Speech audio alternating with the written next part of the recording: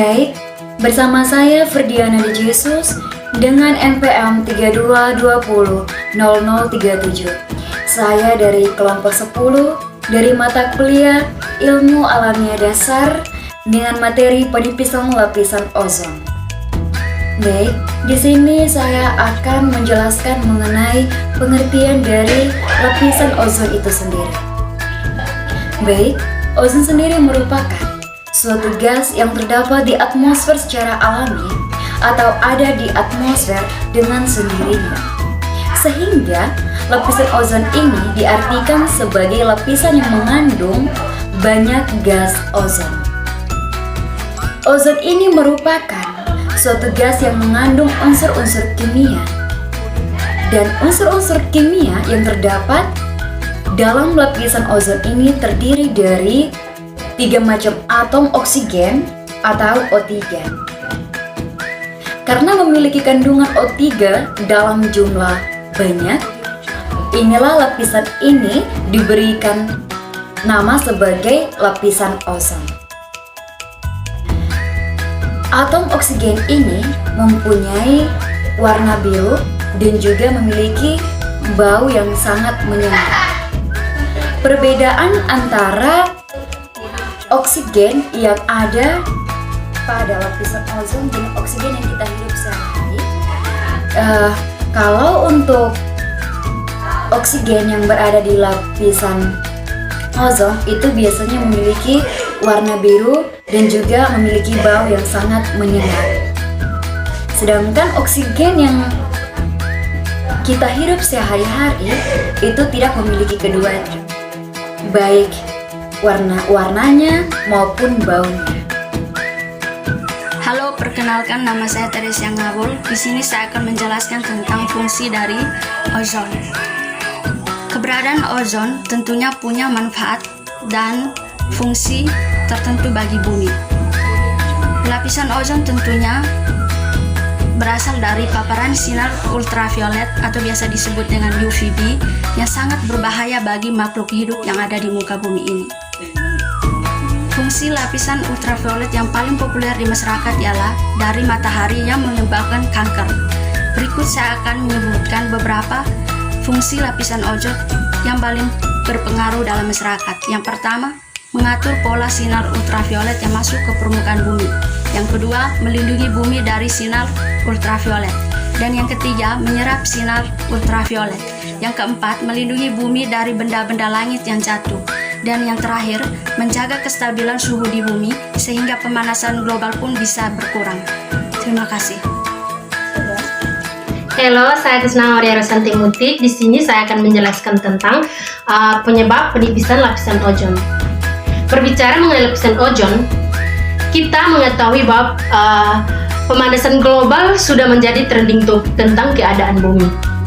Yang semakin tua ini, pemanasan global seringkali dikaitkan dengan penipisan lapisan ozon yang berada di bumi dan juga adanya aktivitas sehari-hari manusia yang menyebabkan penipisan ozon.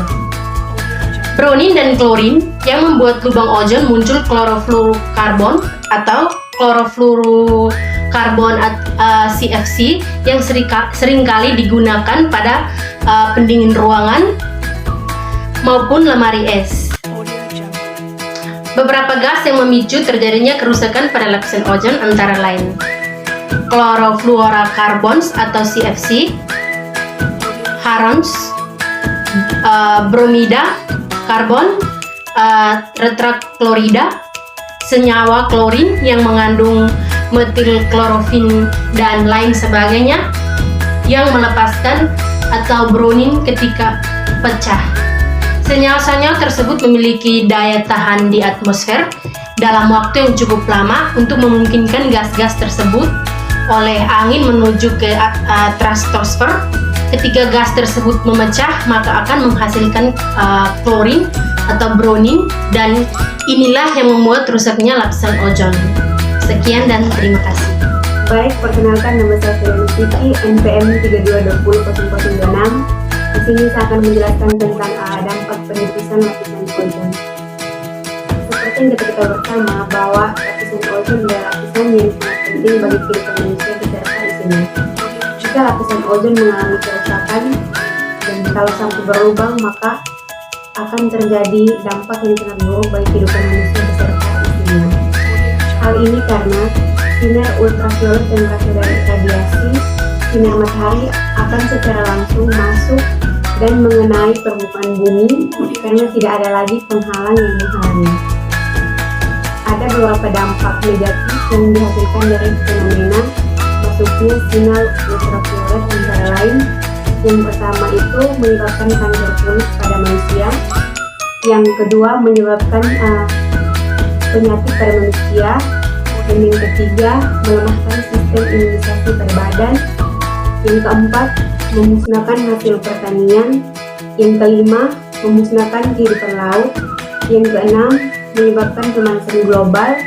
Yang ketujuh mencairnya es di kutub-kutub bumi.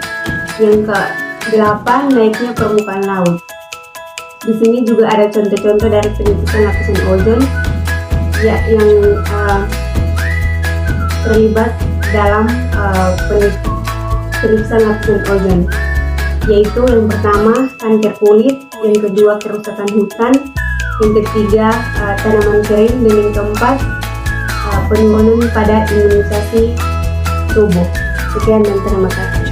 Hai teman-teman, perkenalkan nama saya Miliana Ilu dengan NPM 32 2031. Di sini saya akan menjelaskan sedikit tentang upaya pencegahan terjadinya kerusakan lapisan ozon. Upaya ini sangatlah penting untuk dapat menjaga bumi. Upaya yang bisa dilakukan dimulai dari hal-hal kecil secara pribadi maupun massal. Berikut ini upaya-upaya untuk mencegah kerusakan lapisan ozon.